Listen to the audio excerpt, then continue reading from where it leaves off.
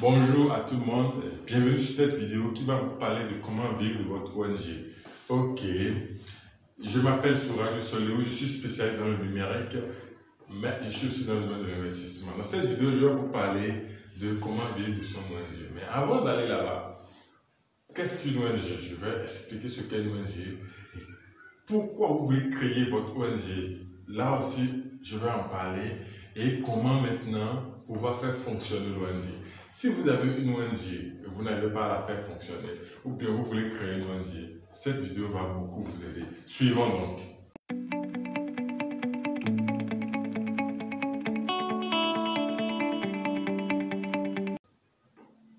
Ok, une ONG, c'est une association de personnes, des gens qui s'associent, ça peut être des personnes physiques ou morales, qui s'associent, qui décident d'apporter une solution à la communauté, de résoudre un problème auquel fait face la communauté, d'apporter un aide, une assistance à la communauté.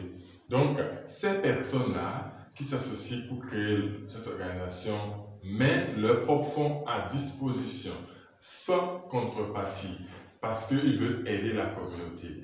Maintenant, il arrive que les ressources de ces personnes ne suffisent pas, donc ils peuvent demander l'aide de d'autres personnes pour venir assister à apporter des solutions à la communauté. J'espère que c'est clair ce qu'est une ONG. Maintenant, pourquoi créer votre ONG? Si vous avez un mauvais mobile, genre vous voulez devenir riche avec votre ONG, vous êtes barré. Avant de créer une ONG, vous devez avoir un côté altruiste. Vous devez être altruiste, aimer aider les autres. Parce que, comme je l'ai expliqué, ce qu'une ONG est une organisation qui aide les gens, qui veut aider d'autres personnes. Si vous n'êtes pas altruiste, je ne vois pas comment vous allez pouvoir créer et faire fonctionner votre ONG. Parce que la moindre des choses qu'il faut avoir en tant que promoteur d'ONG, c'est de tout au moins, d'accord, vouloir aider les gens, vouloir apporter une solution à les gens sans attendre une contrepartie. Eh bien, si vous avez déjà l'habitude d'aider les gens, d'apporter des soutiens à la communauté sans retour, alors vous devez créer une ONG. Ok. Maintenant que l'ONG est en place, vous savez pourquoi vous voulez créer une ONG. Parce que vous avez une passion, parce que vous aimez quelque chose, parce que vous faites quelque chose, mais ça ne vous rapporte pas. Et vous voyez que vous ne pouvez pas en vivre. Donc, vous devez alors créer une ONG pour essayer de faire quoi? D'associer des gens qui vont vous aider à atteindre l'objectif que vous vous êtes fixé dans votre ONG. Voilà. Maintenant, comment arriver à faire fonctionner son ONG?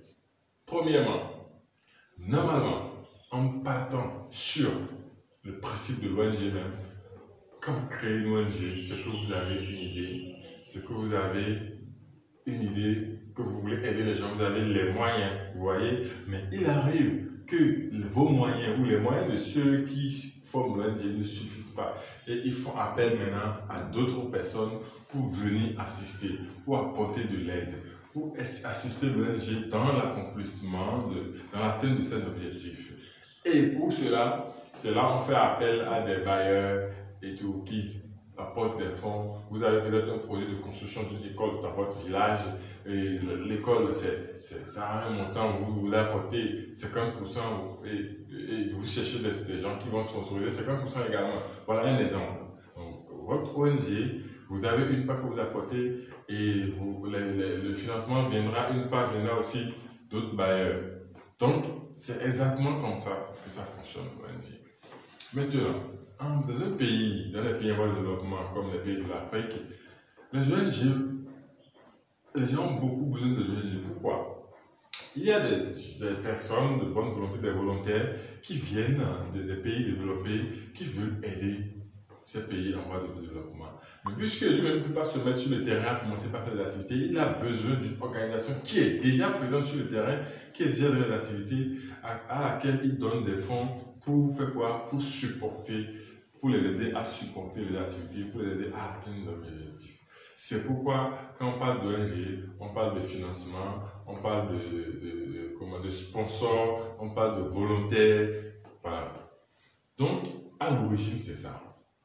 Même s'il y a des dérapages, beaucoup de dérapages sont dans ce domaine-là. Il y a des gens, ils créent l'ONG, il a un projet, il ne veut mettre aucun fonds dedans. Tout doit venir des bailleurs. Ok, maintenant les volontaires mettent encore l'argent à disposition. Il va couper encore l'argent en deux. Il bouffe une partie. Et puis le reste là, il va bâcler quelque chose et faire. Tu as dit que tu veux aider les gens. Te voilà en train de bouffer l'argent destiné à ces personnes. En fait, c'est ça. Quand tu n'es pas altruiste et que tu crées ONG, voilà le résultat que ça va donner. Mais si tu es altruiste, même pendant que ton ONG est en activité, pendant que tu es en train de travailler, l'argent ne suffit pas, tu mets ton propre argent dedans encore pour atteindre l'objectif. C'est ça, en fait, c'est pourquoi il faut créer une ONG. Donc, c'est pourquoi je dis qu'il est très important de savoir pourquoi vous voulez créer une ONG et qui êtes-vous. Est-ce que vous pouvez créer une ONG en regardant votre profil? Ok. Maintenant, comment faire fonctionner votre ONG? Pour faire fonctionner votre ONG, vous avez besoin d'abord d'avoir des projets. Avoir des projets. Okay. Les projets peuvent être aussi petits soient-ils, ayez des projets. Qu'est-ce que vous voulez faire dans votre communauté? D'abord, en partant des objets de votre ONG, qu'est-ce que vous voulez faire? Ok, vous voulez apporter, vous voulez aider les paysans à mieux vendre leurs produits parce qu'ils produisent, mais ils souffrent toujours et puis à chaque fois ils vivent du jour au lendemain. Là, vous pouvez dire, ok, nous allons peut-être leur offrir peut-être des tricycles pour pouvoir transporter leurs produits en ville. C'est juste comme ça, c'est une idée que j'ai prise juste comme ça. Ok, dans ce cas, comment vous pouvez faire pour les aider à atteindre cet objectif? Vous avez décidé de leur fournir des tricycles. Vous allez faire le point. Les tricycles que vous voulez, le tout peut-être c'est 10 tricycles et ça vous fait peut-être 7 millions. Mais vous êtes entendu, ceux qui ont l'ONG bien sûr, mais vous allez trouver seulement peut-être 1 million. Vous avez besoin de 6 millions. Vous allez toucher d'autres personnes. Vous leur dites, écoutez, nous avons un projet, nous voulons aider les paysans de tel village à avoir 10 tricycles pour mieux écouler leurs produits. Et là, si vous venez me voir avec une histoire pareille, moi je vous renvoie. Payons déjà votre tricycle. Et puis moi, je gagne quoi derrière? Non, rien. C'est pourquoi il faut que le projet soit bien construit. Il faut que le projet soit... Le même projet, vous pouvez m'amener ça, mais d'une autre forme que je vais te donner, alors que en m'amenant de cette façon plate comme ça, je vais vous renvoyer ou rejeter. Vous voyez, là, je suis en train de parler de volontaires directs, parce qu'il y a plusieurs sources de financement des ONG, et je vais en parler dans cette vidéo même. Ok. Donc, là, pour trouver des volontaires directs, il faut que le projet soit bien conçu et très bien convaincant. Et que même le volontaire, en voulant apporter son aide, il sente que ce que je vais mettre dedans là, ça ira vraiment aider des gens. Ça va aider des gens en difficulté. Ça va se régler un problème. Il faut qu'il sente le besoin et la nécessité de son assistance avant de sortir de l'argent pour vous assister. Vous comprenez? Ok. Il y a aussi d'autres ONG qui aident d'autres ONG. Voilà. Là encore, il faut être concentré sur le projet. Ok. Maintenant, pour les ONG, ce qui fait grandir vraiment les ONG, c'est beaucoup plus les appels à projets des organismes internationaux. Il y a le Programme alimentaire mondial, le PAM, il y a le PNUD, il y a pas mal d'organisations internationales.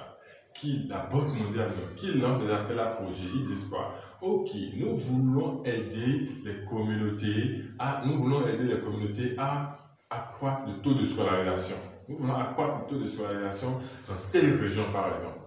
Nous voulons des projets maintenant qui vont aller dans ce sens. Nous sommes prêts à financer même la totalité. Parfois, on dit, bon, c'est 90% le maximum. Parfois, on dit 100%. Vous voyez? Ok. Vous rédigez un projet, vous êtes déjà peut-être dans la communauté, vous avez déjà essayé de créer une salle de classe, ça n'a pas vraiment marché parce que défaut de moyens. Maintenant, on dit appel à projet. Vous devez rédiger un projet. Je vais faire une autre vidéo pour parler de comment rédiger un projet où dès que vous déposez là, on vous retient en même temps, il n'y a rien à faire. Vous devez rédiger un projet. Donc.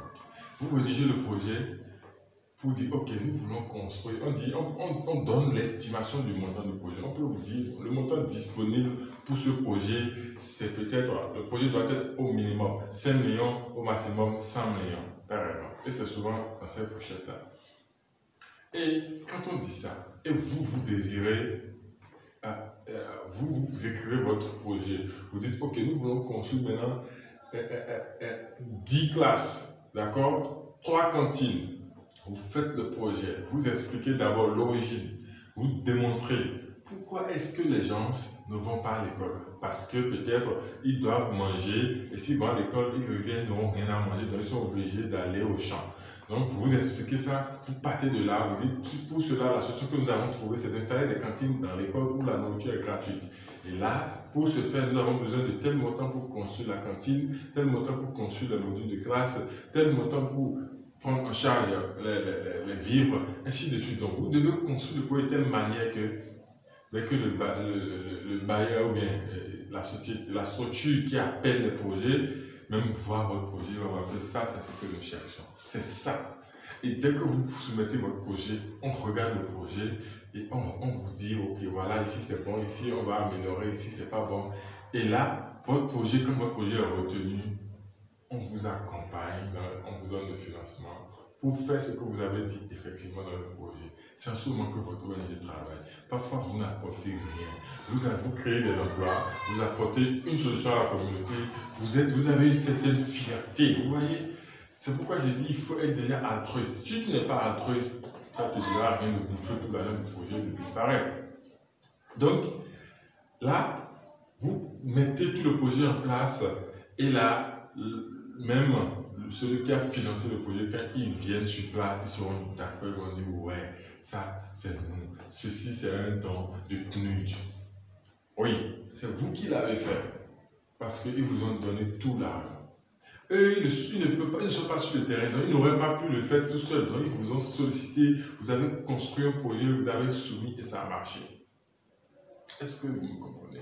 J'ai parlé de volontaires, j'ai parlé d'organismes internationaux.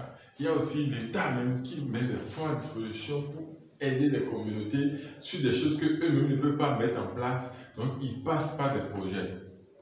Et comme organisme international, il y en a plein. Il y a les ambassades, il y a les pays, il y a les structures de l'ONU. Pas mal, il y en a tellement que il y a toujours des appels à projets. Il faut seulement avoir une bonne stratégie de rédaction de projet, une bonne stratégie de mise en place de projet, avoir une ONG qui fonctionne, qui a une structure de fonctionnement rigide. Et là, je vous assure, vous allez décrocher des dizaines et des dizaines de millions de projets. Mais attention, ce n'est pas votre argent, c'est l'argent de la communauté et vous devez faire ce pourquoi vous êtes. On vous décaisse cet argent. C'est très important ce point. Ça, moi, je tiens beaucoup à ça et même les organismes aussi tiennent beaucoup à ça. Ils ont même des suivis. Actuellement, ils ont des suivis de telle manière qu'on ne décaisse pas tout l'argent. On te donne un peu. Tu fais jusqu'à là, on constate que tu as vraiment fait. On te donne encore un peu jusqu'à ce que le projet se réalise complètement. C'est très important.